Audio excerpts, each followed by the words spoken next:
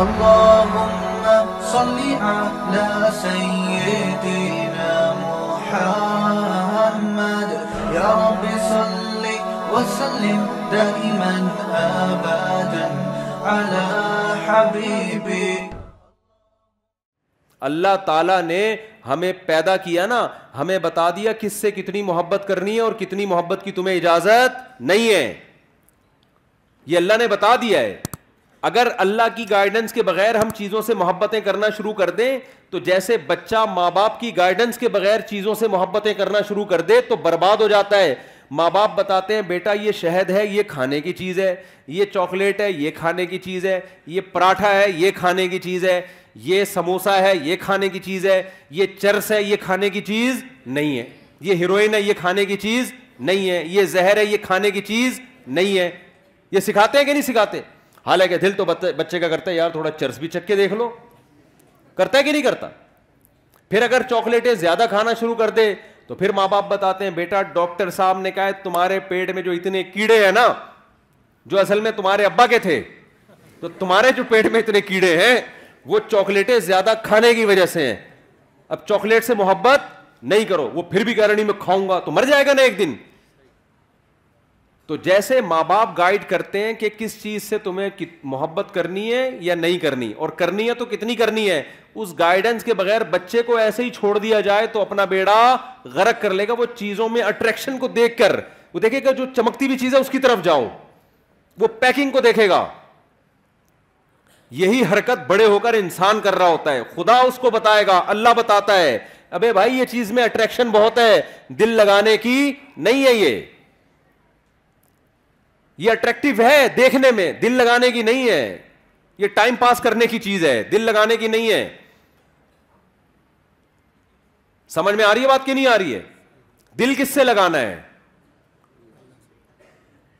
دل لگانے کی کیوں نہیں ہے پہلے یہ بتا دوں میں. دل لگانے کی اس لیے نہیں ہے کہ اس پہ فنا کا لیبل لگا ہوا ہے, ختم ہونے والی اور بولو فنا ہونے والی. دوسری اس کے اندر خرابی ہے آپ کو آپ کے ہدف سے ہٹانے والی, آپ کو آپ کے ہدف سے ہٹانے والی. مثال سے بات سمجھاتا ہوں. آپ کو کمپنی نے کہیں بھیجا, کسی کوئی کمپنی کا کوئی پروجیکٹ ہے, کسی جنگل میں اس نے بڑا ہوٹل بنانا ہے. رہائشی ہوتے ہیں نا ہوٹل, بڑے بڑے مالدار لوگ آتے ہیں جی شیروں کے بیچ میں ہم ذرا دیکھنا چاہتے ہیں. مالداروں کے شوق بھی عجیب عجیب ہوتے ہیں کہ ہم شیروں کے بیچ میں ذرا ہوٹل ہو, بیگم کے ساتھ ہم یہاں لائف کو انجوائے کریں, چاروں طرف چیتے لومڑی شیر گھوم رہے ہوں. ہوتا ہے بہت ساری دنیا میں. سمندر کے بیچ میں ہوتا ہے, سمندر کے کنارے پر ہوتے ہیں کہ نہیں ہوتے. کمپنی نے آپ کی کمپنی نے آپ کو بیرون ملک بھیج دیا اور آپ کو کہا کہ آپ ہمارا ایک پروجیکٹ ہے, آپ یہ جو ہم نے 200-250 یا 4000 یا 1000 افراد بھیجے ہیں, ہمارا ہدف یہ ہے کہ یہاں ہم نے ہوٹل کی تعمیر کرنی ہے. ایک ہوٹل بنے گا, ایک خوبصورت عمارت بنے گی, پھر اس میں کمپنی کا بزنس ہوگا. تو آپ کو پروجیکٹ دیا, آپ کے پیسے بھی متعین کر دیے کہ بھئی یہ پروجیکٹ میں کچھ پیسے ایڈوانس لے لو, اور جب یہ کمپلیٹ ہو جائے گا تو آپ کو 1-1 کروڑ روپے بولو نا پکڑا دیے جائیں گے. سمجھ میں آ رہی ہے بات کہ نہیں آ رہی؟ پھر کمپنی نے جب آپ کو بھیجا تو کمپنی کو پتا تھا یہ انسان ہے, یہ بھوکے پیاسے نہیں رہ سکتے. تو کمپنی نے وہاں کیا کیا کہ آپ کو کچھ پیسے دیے, بھئی یہ وہاں سموسے کا انتظام بھی ہوگا, ڈاکٹر کا انتظام بھی ہوگا, سوئمنگ پول بھی ہوگا, تھک جاتا ہے انسان, جاگنگ کا انتظام بھی ہوگا, ایک جم بھی بنا ہوا ہوگا کیونکہ لمبا پروجیکٹ ہے 4-5 سال کا. تو یہ ساری لوازمات, اور جو ہے کنوارے چھڑے چھاٹ ہیں ان کی شادی کا بھی اگر انسان کے بچے ہوں گے وہ ان کی شادی کا بھی انتظام ہو جائے گا, اور جو میرڈ ہیں وہ اپنی بیگم کو بھی وہاں لے جا سکتے ہیں. تو یہ سارے لوازمات کے ساتھ آپ کو وہاں بھیجا گیا.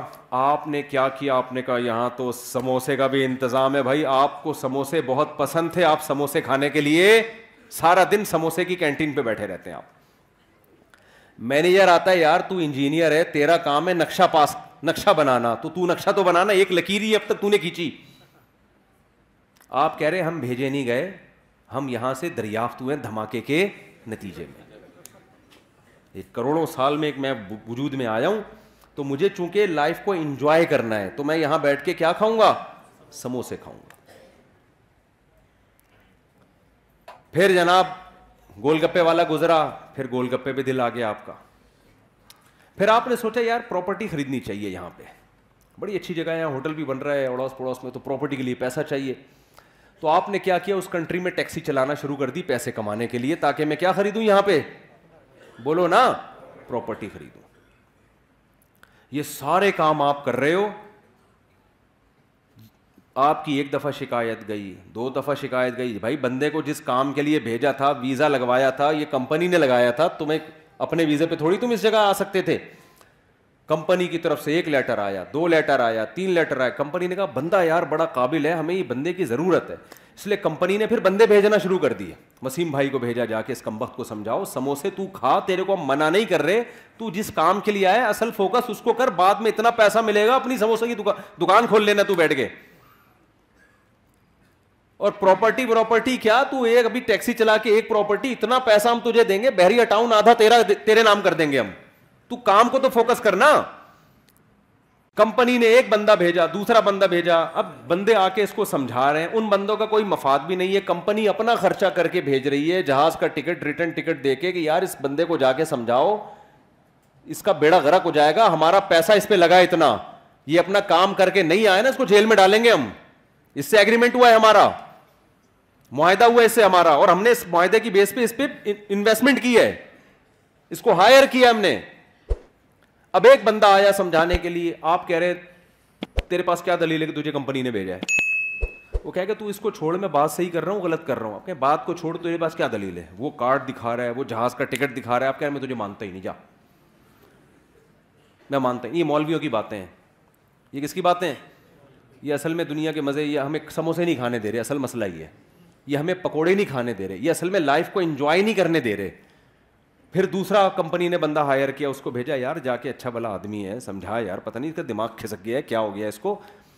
اب جو اس کو سمجھانے کے لیے آ رہا ہے, بجائے اس کے کہ یہ مانے, یہ الٹا اس کو کہہ رہا ہے تیرا دماغ کھسک گیا ہے, تو پاگل ہو گیا, مجھے سموسے نہیں کھانے دے رہا, تو مجھے پلاٹ نہیں خریدنے دے رہا, تو مجھے پیسے نہیں کمانے دے رہا. تو لوگ کیا کہیں گے, بھائی ہمارا کام تھا بتانا.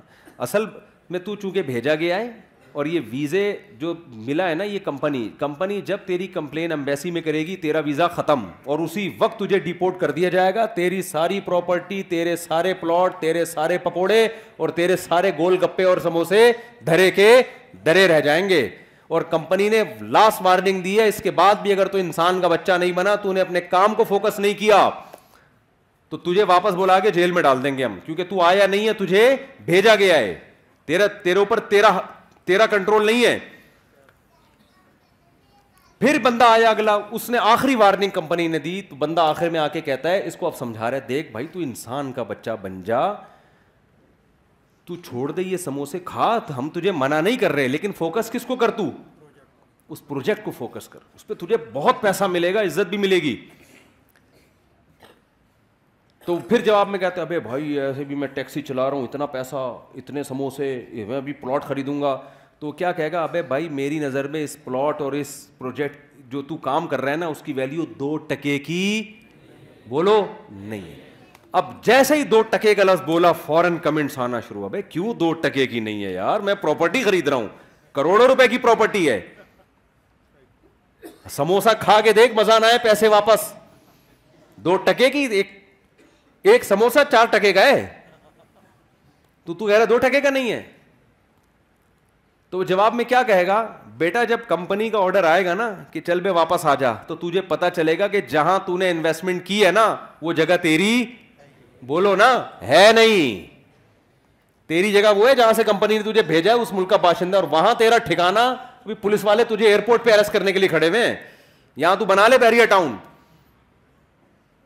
یا تو اپنی مرضی سے آیا ہوتا نا, اپنے ویزے پہ آیا ہوتا, پھر بناتا یار پراپرٹی, بناتا, سلپ ہو جاتا, بھاگ جاتا, جو مرضی کرتا, آخرت میں دیکھا جاتا, یا کوئی پکڑائی میں آ جاتا تو آ جاتا, نہیں آتا تو عیاشی کر لیتا. تو کمبخت, تو کس خوش فہمی میں ہے, تیری حیثیت 2 ٹکے کی نہیں ہے, تو پانی سے قطرے سے پیدا ہوا ہے, تجھے بھیجا گیا, پیدا کیا گیا, تیری ماں کی چھاتیوں میں دودھ پیدا کیا گیا, آسمان سے بارشیں برسائی گئیں, زمین سے نباتات اگائے گئے, پھر سوکھا چارہ جانوروں کو کھلایا گیا, ان سے چکنا گاڑھا دودھ تیرے لیے نکالا گیا. سوکھے چارے کو رگڑ کے دیکھو, ایک تیل کا قطرہ نہیں ہے. وہ جب گائے کھاتی ہے کیسا چکنا گاڑھا دودھ اس میں سے پیدا ہوتا ہے. ان لکم فی الانعام لعبرہ نسقیکم مما فی بطونہ من بین فرث ودم لبنا خالصا سائغا للشاربین. قرآن کہتا ہے ہم سوکھا چارہ انسان کے لیے جانوروں کو کھلاتے ہیں. اس چارے کو جاپان کے سائنسدانوں کے پاس لے جاؤ کہ اس میں تیل کا ایک قطرہ نکال کے دکھاؤ, سائنسدان کہے گا سوکھی گھاس میں سے چکنائی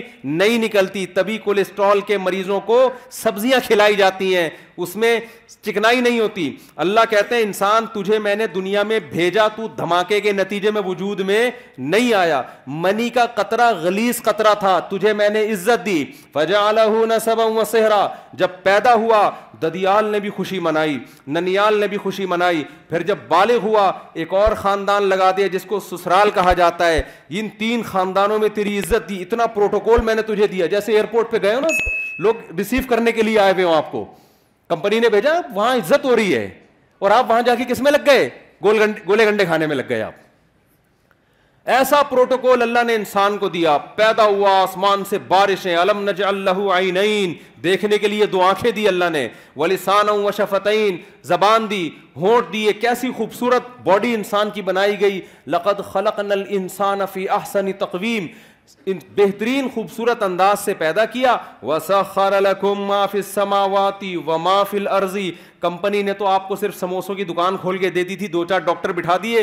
اللہ کہتے ہیں جب میں نے انسان کو دنیا میں بھیجا, جو کچھ آسمانوں میں, جو کچھ زمین میں, سب کا سب تیری خدمت میں لگا دیا میں نے. ساری کائنات تیری خدمت کرے گی. سورج تیری خدمت کرے گا, مشرق سے نکلے گا مغرب میں غروب ہوگا. چاند تیری خدمت کرے گا, ستارے تیری خدمت کریں گے, جنگل کے جانور تیری خدمت کریں گے. تو جب گوشت کھانا چاہے گا لاکھوں کروڑوں بکروں کو ذبح کر دے گا, ان سے زندگی کا حق چھینے گا. تو جب چاہے گا سمندر سے لاکھوں ٹن کروڑوں ٹن مچھلیاں سے زندگی کا حق چھینے گا. آپ فشری میں جا کے دیکھو, کراچی کے ساحل پر روزانہ سمندر انسان کو ایسے رز نکال کے پھینک رہا ہے. لے جا بھائی, مچھلیاں نکل رہی ہیں, انسان دبا کے لانچوں سے مچھلیاں نکال رہا ہے. مچھلی زندہ چیز ہے, اس سے زندگی کا حق انسان چھینتا ہے اپنے زبان کے چٹخاروں کے لیے. خدا نے کہا چھین لو اس سے حق. کیوں؟ میں نے کس کے لیے پیدا کیا؟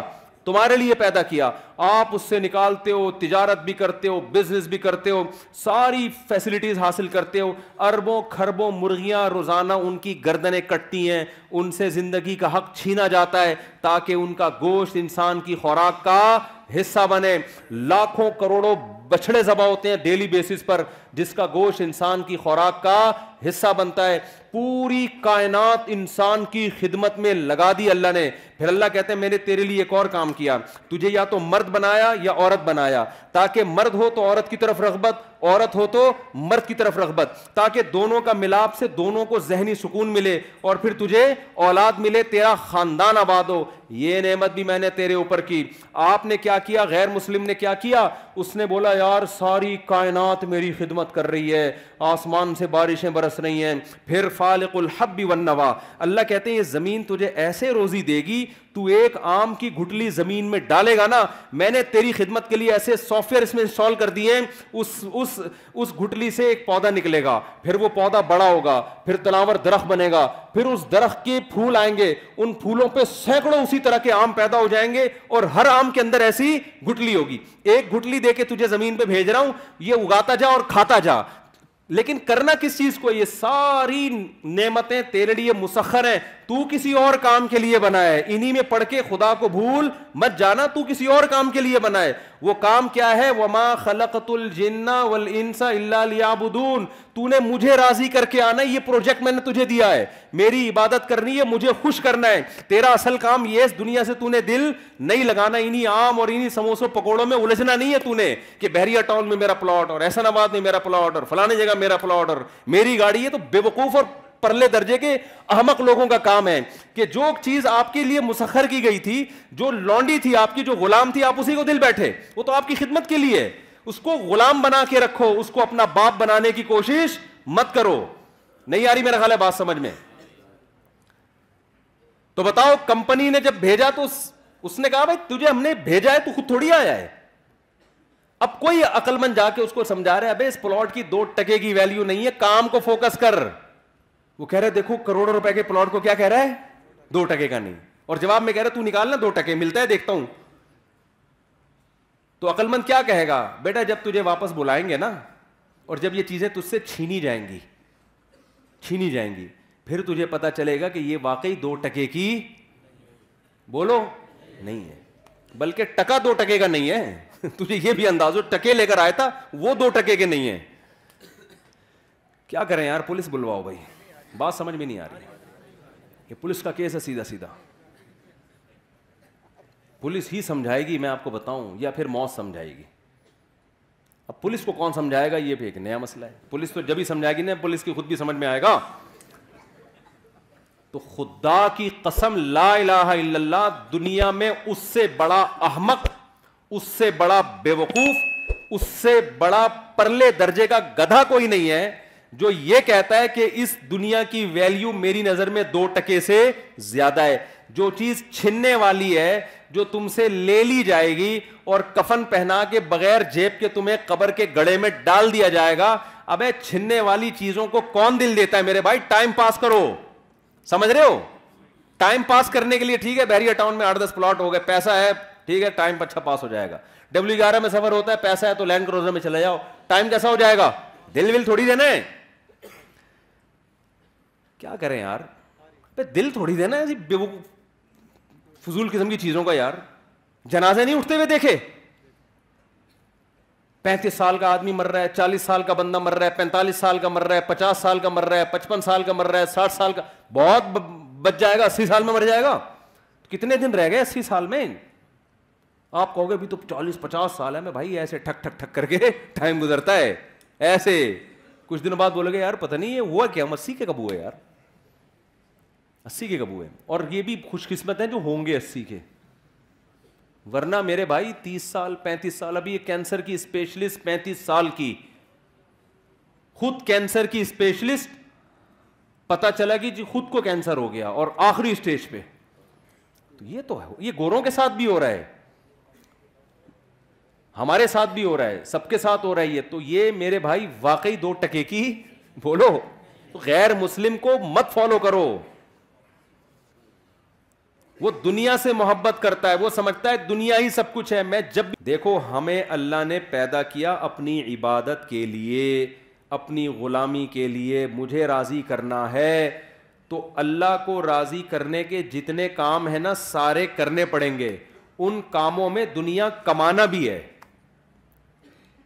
دل لگانے پر پابندی ہے، کمانے پر پابندی نہیں ہے. نہیں آئی بات سمجھ میں؟ دل لگانے میں اور کام کرنے میں فرق کیا ہے؟ اب سوال پیدا ہوتا ہے جب دل ہی نہیں لگے گا تو کمائیں گے کیسے؟ ابے اللہ کے لیے کمائیں گے نا. اور جب اللہ کے لیے کمائیں گے تو کچھ لذتیں بھی حاصل ہوں گی دنیا کی، پھر ان لذتوں میں مزہ بھی آئے گا. دیکھو جب آپ افطاری کے وقت رمضان میں صبح روزہ رکھتے ہو سحری کے وقت، ٹھیک ہے نا، شدید گرمی کا روزہ ہے، بڑا لمبا روزہ ہے، سارا دن بھوکے پیاسے. کیوں؟ اللہ نے پابندی لگائی ہے، نہ پانی پینا ہے نہ کھانا کھانا ہے، برداشت کیا اللہ کے لیے. پھر جب سورج غروب ہونے کا وقت آتا ہے، اب اللہ کہہ رہے میری عبادت اگر کرتے ہو تو کیا کرو؟ اب نہیں کھاؤ کیا؟ اپنی خواہشات قربان کرو، یہ بولتا ہے اللہ. اب اللہ کہتا ہے اب جو دیر کرے گا وہ گناہگار ہوگا، اب کھاؤ. کیا کرو؟ کھاؤ. اب ہم کس کو خوش کرنے کے لیے کھاتے ہیں؟ ڈبل مزہ آتا ہے کہ نہیں آتا؟ ایک مزہ یہ آتا ہے کہ پکوڑوں کا مزہ آ رہا ہے، سموسوں کا مزہ آ رہا ہے. دوسرا اس سے اللہ خوش بھی ہو رہا ہے، اس سے اللہ کیا ہو رہا ہے؟ تو دنیا کا مزے کا مزہ اور اللہ کی عبادت کی عبادت. کیسی پیاری دعا ہے جو نبی پڑھا کرتے تھے روزہ افطار کرنے کے بعد، ذهب الظما وابتلت العروق وثبت الاجر انشاءاللہ. پیاس بھی چلی گئی اور رگیں تر ہو گئی. یہ تو دنیا کا مزہ، اور آخرت کا مزہ کیا؟ اس روزے کا اجر ہمارے اعمال میں اللہ نے لکھ لیا، یہ آخرت میں ملے گا ہمیں. اس کی ایک الگ خوشی ہوتی ہے. تو میرے بھائی آپ کو اسلام ترقی سے منع نہیں کرتا، دنیا سے دل لگانے سے منع کرتا ہے. دل کس سے لگاؤ؟ اللہ سے, لہذا اللہ کے لیے کسی سے لگانا پڑے تو لگاؤ, اللہ اگر منع کر رہا ہے لگانے سے تو یعنی دل تو دنیا سے بھی لگے گا مگر اتنا لگے گا جتنی اللہ اجازت دے رہے اور جس سے اجازت دے رہا ہے. سمجھ میں نہیں آ رہی بات؟ اللہ کہہ رہا ہے بیگم سے بھی محبت کرو, اولاد سے بھی اور ماں باپ سے بھی. زیادہ کس سے کرو؟ ان تینوں میں زیادہ کس سے کرو بھائی؟ ماں باپ سے بھی, بیگم سے بھی اور اولاد سے بھی. تینوں میں زیادہ کس سے کرنی ہے؟ پہلی بات تو اللہ سے ہم پرمیشن لیتے ہیں ان سے محبت کرنی ہے نہیں کرنی, اللہ نے کہا کرنی ہے, میری طرف سے کیا ہے. تو ہم چونکہ اللہ کے غلام ہیں تو اللہ آرڈر دے رہا ہے تو اللہ تو نے آرڈر دیا تو ہم کریں گے, ٹھیک ہے نا. یہ ہماری محبت کس کے لیے ہو رہی ہے؟ اللہ کے لیے ہو رہی ہے. تو یہ اللہ سے محبت کا حصہ ہے یہ. پھر اللہ کتنی کرنی ہے ان تینوں میں؟ بچوں سے زیادہ کریں, بیگم سے کریں یا ماں باپ سے؟ اللہ کہہ رہے ہیں سب سے اوپر گراف کس کا رہنا چاہیے؟ والدین کا. نہیں آ رہی بات؟ سب سے پہلے کس سے کرنی ہے؟ ابا اماں. نہیں آ رہی بات؟ اے اللہ کتنی کرنی ہے ان سے؟ حالانکہ اس میں دنیاوی مفاد نہیں ہے, کیونکہ ابا بڑھاپے میں بہت بوجھ لگتے ہیں. جوانی میں تو نچوڑ لیا ان کو, اب ریٹائر ہو گئے, اب کھانسنے کے لیے رہ گئے وہ گھر میں. ان کی دوائیاں ہیں, ان کے مسائل ہیں, پھر وہ بڑھاپے میں دماغ چڑچڑا ہوتا ہے, پوچھ رہے ہیں کہاں جا رہا ہے, کہاں سے آ رہا ہے, تو اچھا ہی نہیں لگ رہا ہے. یار یہ کیا ہے یار, میں اپنی لائف کو انجوائے کرنے دو ابا. تو ابا پھر اپنے ابا کے واقعات سنا رہے ہوتے ہیں, بیٹا ہم تو اپنے ابا کے پاؤں بھی دباتے تھے. ابا وہ پرانا زمانہ تھا, ونس اپون اے ٹائم. ابا کو سمجھا رہے ہوتے ہیں. تو اللہ میاں نے کہا کہ جیسے افطاری میں تمہیں سموسے سے دل بہلانے کی اجازت ہے, سموسہ اچھا لگ رہا ہے, میری طرف سے کوئی پابندی نہیں ہے, لگے کھاؤ بھی. تو اللہ میاں نے کہا کہ کچھ چیزیں ایسی ہیں جو تمہیں اچھی لگیں تو میں نے کوئی پابندی نہیں لگائی, جتنی لگ رہی ہیں اور زیادہ اچھی لگنا شروع ہو جائیں, بشرطے کہ اللہ سے آگے نہ نکالو ان کو. لیکن جب ان کا آپس میں کمپیئر ہوگا, تقابل ہوگا, تو سب سے زیادہ محبت ابا اور اماں. ان کی ناراض نہیں کرنا, ان کو ان کے پاؤں میں جنت تلاش کرنی ہے. ایک موٹیویشنل اسپیکرس ہیں, وہ بیان میں شارٹ کلپ میں کہہ رہے تھے کہ جو ماں کے قدموں تلے جنت ہے تو یہ ہر ماں کے قدموں میں نہیں ہے. بعض لوگ بات ایسے ہی کرتے ہیں کہ وہ علم صحیح نہیں ہوتا, جس کی وجہ سے معاشرہ غلط سمت میں جانا شروع کر دیتا ہے. میرا مقصد ان کا مذاق اڑانا نہیں ہے, لیکن یہ بات چونکہ اس سے نوجوان غلط گائیڈ ہو رہے ہیں, اس لیے میں نے کہا اس کی وضاحت کروں گا. موقع آ گیا تو وضاحت کرنے کا موقع مل رہا ہے. پھر انہوں نے محترم نے مثال دی کہ جو ابو لہب کی بیوی تھی, جس کے بارے میں قرآن میں آتا ہے اس کے گلے میں رسی تھی اور پھندا لگا اور مر گئی. بڑی کافر عورت تھی نا, تو وہ کافر عورت تھی تو وہ بھی تو کسی بچے کی ماں ہوگی, تو کیا اس کے بھی قدموں میں جنت ہے؟ تو یعنی وہ بتا رہے تھے کہ ہر ماں کے قدموں میں جنت نہیں ہوتی بھائی, ماؤں کی بھی دو قسمیں ہوتی ہیں, کچھ اچھی ہوتی ہیں کچھ بری ہوتی ہیں. یہ غلط گائیڈنس ہو رہی ہے. ہر ماں کے قدموں تلے جنت ہے, چاہے وہ کافر بھی ہو. بات یہ کہ وہ ماں کے قدموں میں ماں کے لیے جنت نہیں ہے, کس کے لیے جنت ہے؟ اولاد کے لیے جنت ہے. میں اگر وہاں موجود ہوتا نا ورک شاپ میں تو میں کہتا ایکسکیوز می سر, ایک بات آپ سے کرنی ہے کہ ابو لہب کی بیوی اگرچہ جہنم میں جائے گی لیکن اس کے بچوں کے لیے اس کے قدموں میں اللہ نے جنت رکھی ہے. قرآن کہتا ہے وَإِن جَاهَدَاكَ عَلَىٰ أَن تُشْرِكَ بِي, کہ اگر تمہارے ماں باپ اتنے بڑے کافر ہیں کہ تمہیں زبردستی شرک پر مجبور بھی کریں, ان کی بات نہیں ماننی, لیکن صاحبہما فی الدنیا معروفا, پھر بھی ان کے قدموں میں تم نے جنت تلاش کرنی, دنیا میں اچھا سلوک کرنا ہے. یہی تو مطلب ہے قدموں میں جنت کا. تو آج کل اولادیں ویسے ہی ماں باپ کو نہیں پوچھ رہی ہیں, اس طرح کی تقریریں آئیں گی تو پھر اپنے ابا اماں میں عیب تلاش کریں گے. وہ ہر بچہ جا کے دیکھا یار میری اماں تو یہ بھی کام غلط ہے, میری اماں کا تو یہ بھی حرکت ٹھیک نہیں ہے, تو اس کا مطلب میری اماں خود ہی جنتی نہیں ہے, تو اس کے پاؤں میں کہاں سے جنت آ گئی؟ اور بھائی آپ کو ابا اماں کے فالٹ نکالنے کی اجازت نہیں ہے. اللہ نے ابو لہب کی بیوی کو برا کہا, اللہ ہے, اللہ کو حق ہے کہ کسی کو برا کہے, کسی کو جہنم میں بھیجے. ابو جہل کی بیوی یا ابو لہب کی بیوی کی جو اولاد تھی اس کو شریعت نے یہی پابند کیا کہ تم نے اپنے ماں باپ کے احسانات کا بدلہ دینے کی کوشش کرنی ہے, کرنا ہے, اور تم نے ان کے ساتھ اچھا سلوک کرنا ہے. نہیں آ رہی میرا خیال بات سمجھ میں؟ تو آپ کو تو حکم ہے کہ آپ کے ابا اچھے ہیں برے ہیں, بھائی آپ کو اچھا سلوک کرنا ہے. تو اللہ میاں, میں یہ کہہ رہا تھا کہ بس بات ختم کر رہا ہوں, ترقی میں پیچھے جب رہیں گے جب یہ اللہ کے لیے نہ ہو. یا آپ کوشش ہی نہ کرو.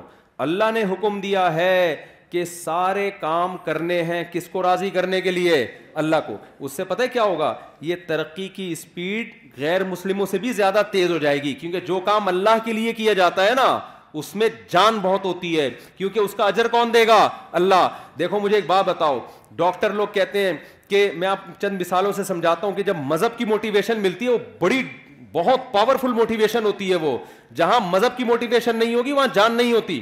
شوگر کے مریض کو ڈاکٹر کہتا ہے اتنے گھنٹے فاسٹنگ کرنی ہے, 100 میں 1 مریض کرتا ہوگا فاسٹنگ. لیکن رمضان آتا ہے, اللہ کا حکم ہے پورا مہینہ فاسٹنگ کرنی ہے. 90% مسلمان کیا کر رہے ہوتے ہیں؟ روزے رکھ رہے ہوتے ہیں, گرمیوں میں بھی سردیوں میں بھی. نہیں آ رہی میرا خیال ہے بات سمجھ. کیوں بھائی؟ اللہ کس کا آرڈر ہے؟ تو یار جو قوم صبح سے کہ رات تک اللہ کے لیے بھوکی پیاسی رہ سکتی ہے وہ پڑھ نہیں سکتی اللہ کے لیے؟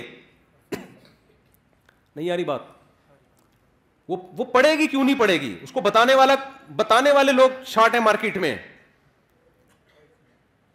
وہ مذہب کا صرف ایک پہلو سامنے رکھا ہوا ہے اس نے. اور سب سے بڑی بات یہ کہ یہ کام تھا ہماری حکومتوں کا. حکومتیں ذمہ داری پوری نہیں کر رہی ہیں. پڑھائی کا نظام تو دیکھو نا.